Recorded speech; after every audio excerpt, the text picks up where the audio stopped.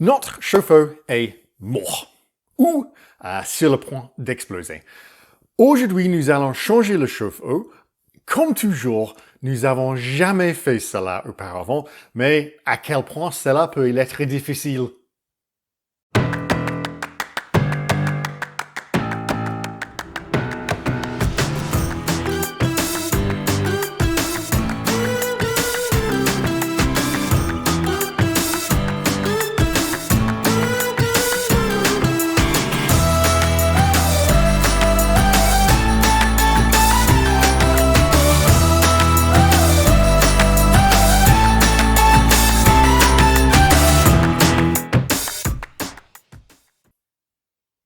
C'est vrai, c'est mort.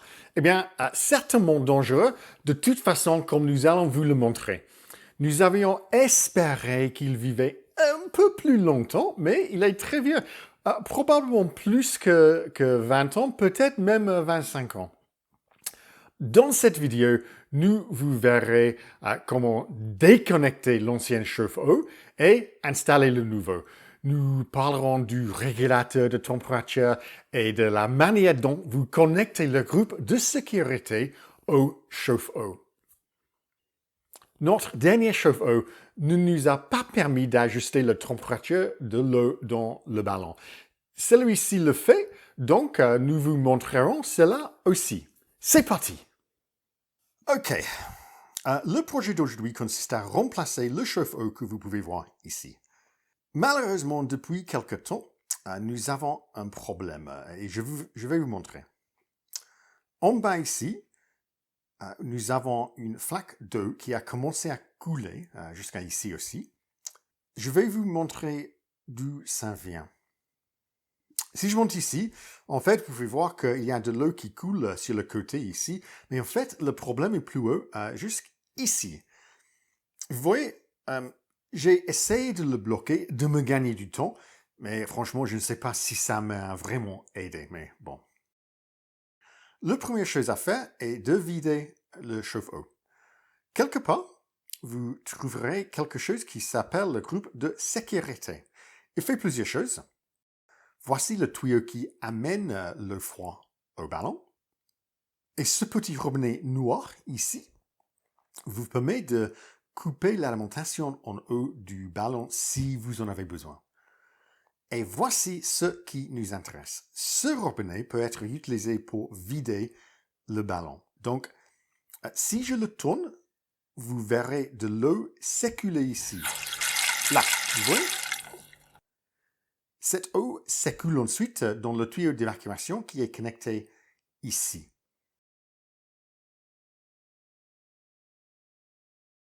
Je coupe de l'eau dans toute la maison pendant que je change le chauffe-eau. Et donc maintenant, je peux commencer à le vider.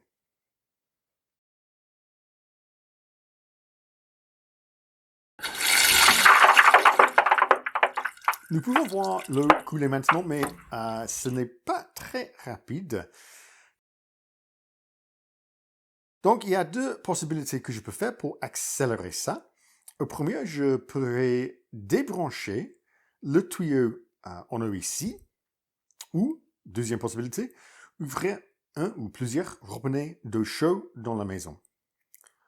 L'un ou l'autre de ceux-ci permettra à l'aide d'entrer dans le chauffe-eau, ce qui accélérera l'écoulement de l'eau. Le chauffe-eau est maintenant complètement vide. Le robinet ici reste ouvert, mais vous pouvez voir qu'il n'y a rien qui coule maintenant. J'ai déjà coupé le tuyau d'alimentation ici, mais je dois encore détacher le tuyau de sortie de l'eau chaude en eau. Mais une fois terminé, je peux retirer le chauffe-eau.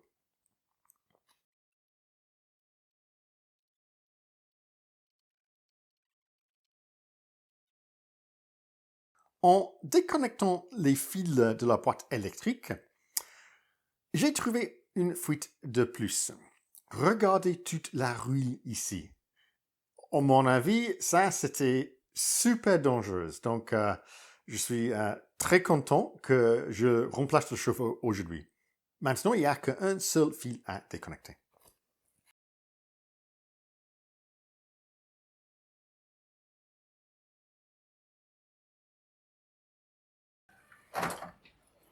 Ok, j'ai mis en place la chauffe-d'eau maintenant, qui est là. Et ce qui reste, c'est que pour faire les raccordements. On a le ballon de l'eau chaude. On a la groupe de sécurité ici. Et on a ici un régulateur de température. Et donc, la groupe de sécurité, c'est ça que tu attaches à la sortie froid, qui pour moi est en bas là. Puis, on a ici, parce que le système que nous avons ici, c'est un peu plus compliqué. Il faut que moi, j'ai mis en place ici aussi un robinet. Et donc, le régulateur de température, ça va attacher directement là. C'est comme ça, en fait.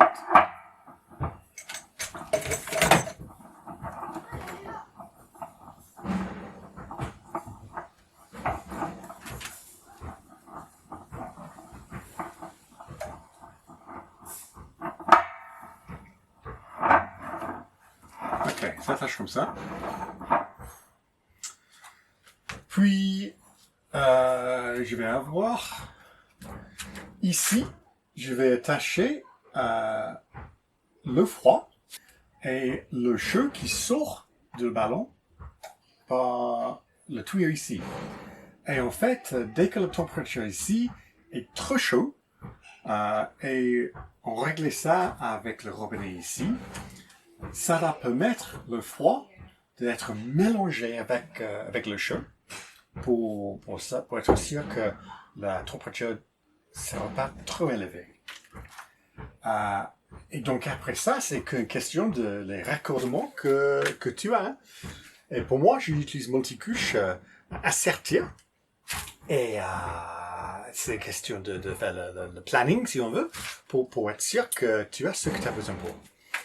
Avec la limite de température que j'ai ici, en plus de ça, tu vas voir que à l'intérieur des électriques pour le chauffe-d'eau, en fait, moi je vais vous montrer. Comme je l'ai dit plus tôt, si on regarde à l'intérieur du boîtier électrique, qui pour moi se trouve en bas sur le côté, on peut trouver ce petit rouge. C'est comme un vis, ça ressemble à une vis rouge. Juste en dessous est écrit température, plus ou moins. Cela nous permet de réguler la température à laquelle l'eau est chauffée de plus ou moins 15 degrés.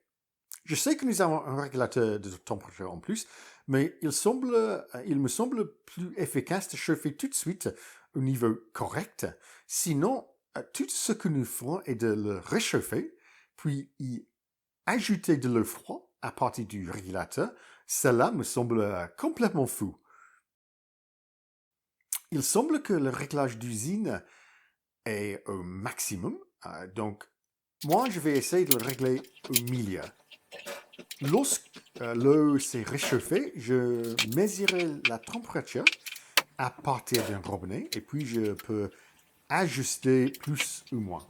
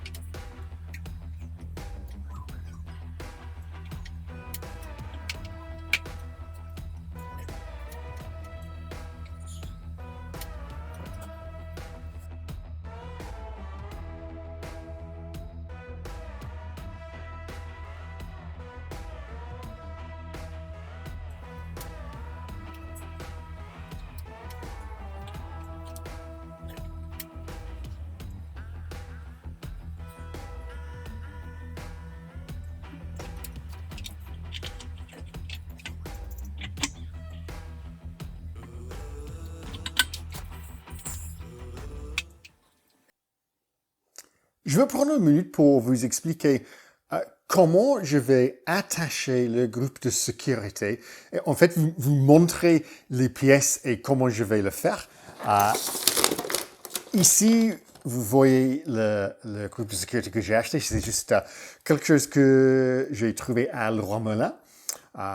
Et dans le carton, il y a presque tout ce que j'ai besoin pour. Bon, je vous montre. OK. Pour l'instant, on imagine que ce bouteille d'eau est en fait le chauffe-eau. Avec le groupe de sécurité, je vais prendre la pièce principale. Et pour moi, la entrée, le froid est sur le côté. Donc, je vais attacher quelque chose comme ça. Et puis, après, on va bouger ça un peu ici. OK. Après ça, parce que nous allons installer un régulateur de température, en fait, pour nous, on a besoin de raccorder deux choses ici. Et pour ça, il faut utiliser un T. Là. Le T va attacher comme ça. C'est un raccord à 20-27 femelle. Donc, on va attacher ça comme ça. Puis, pour l'arrivée le froid, pour remplir le chauffe-eau, on va attacher un tuyau flexible femelle à 20-27 qui est fourni avec le carton, avec toutes les pièces pour le groupe de sécurité. On va attacher ça comme ça. Et la dernière chose, et je vais prendre un raccord multicouche femelle 20-27, et on va attacher ça, si j'arrive à le faire. Je suis nul ce matin. OK. On va attacher ça comme ça. Et puis, je peux raccorder ici un tuyau multicouche. Et en fait, ça va comme ça. Et en haut de le chauffe-eau, c'est là où je vais installer le régulateur de température. Et donc, le tuyau ici va attacher le régulateur ici. Donc, entre le froid à chauffe-eau, sorti, si on veut, le froid pour aller au régulateur de température ici. Et la pièce que vous voyez ici, ça c'est pour, si par exemple on a besoin de vider le chauffe-eau, on va le faire avec ce robinet ici. Et donc pour ça, on a cette pièce ici, et on attache ça comme ça. La chose de plus qui est intéressant avec le groupe de sécurité ici, est qu'en fait, ça marche comme ça pour moi, parce que j'ai un chauffe-eau de 300 litres avec l'entrée, le froid sur le côté. Mais si, par exemple, vous avez l'entrée en bas, au-dessous, le chauffe-eau, en fait, on peut simplement tourner ça comme ça. Et maintenant, on a un groupe de sécurité qui va attacher en bas, comme ça. Donc, c'est flexible, hein? C'est très pratique, ça. Mais pour moi, on va le faire comme ça.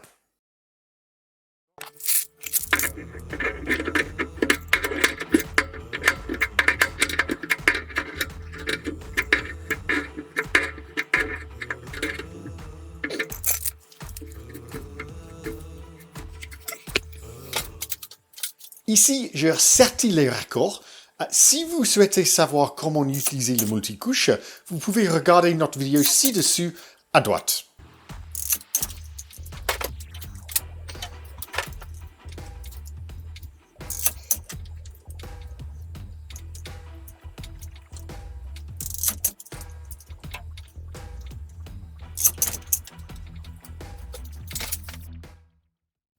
J'ai encore du travail à faire avec le tuyau d'évacuation qui sert à vider le réservoir ou à tester le robinet. Il s'attachera ici.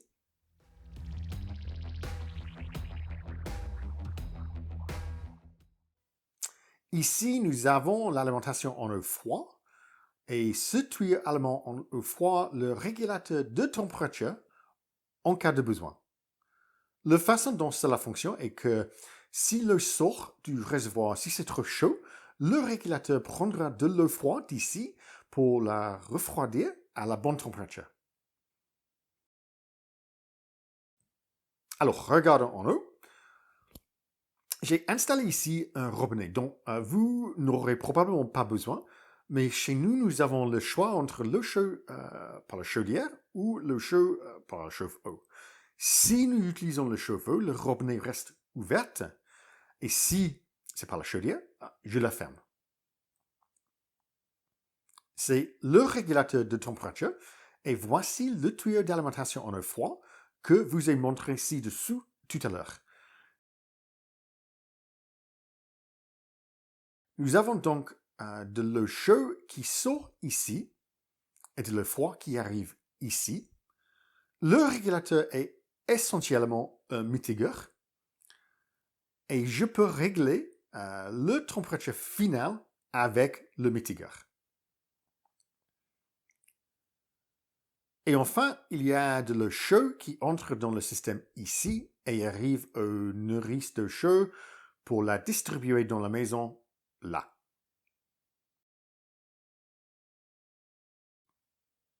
Retour à la boîte électrique qui pour moi est à côté et à ce que j'ai fait.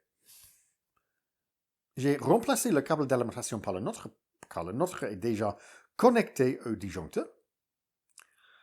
Celui qui est venu avec le chauffe-eau n'était pas assez long pour nous non plus, donc j'ai changé les fils noirs, bleus et terre. C'est tout ce que j'ai changé ici. La seule chose de plus que j'ai fait, et dont j'ai déjà parlé, était de régler la température à laquelle il chauffe. Donc, j'ai tourné le vis jusqu'au mi-point. Nous verrons donc comment cela se passe. Je pense qu'il y aura du travail pour gérer cela ainsi que le régulateur de température sur le dessus pour s'assurer que nous avons la température de l'eau que nous voulons. Le réservoir d'eau a mis environ 30 minutes pour remplir ses 300 litres. Il ne reste donc plus que brancher l'électricité. Quand il fonctionne, avec cette modèle, il y a une lampe ici, jaune pour simplement brancher ou orange pour quand il chauffe. OK. Croisez les doigts. Yes, it works. Je suis super content maintenant parce que ça marche. Donc, il a commencé à chauffer maintenant. En principe, ce soir, à quelle heure est-il? Il est 3 heures l'après-midi. Donc, à 9 heures ce soir, en principe, l'eau sera chaude. Je vous tiens au courant. Ce n'était pas un projet que nous attendions avec impatience. Cela arrive assez souvent. Mais comme toujours, après quelques recherches avec Google, et une fois que nous avons commencé, tout allait s'est très bien passé. Vous avez probablement entendu le terme universel YouTube. C'est tellement vrai. Hein? Il y a tellement d'aide là-bas et nous en sommes très reconnaissants. Je vous tiens au courant la semaine prochaine de comment ça fonctionne. En particulier, je parle du régulateur de température et du thermostat interne que nous avons également ajusté. Comme un petit indice, ça ne se passe pas comme nous l'avions espéré. À la semaine prochaine.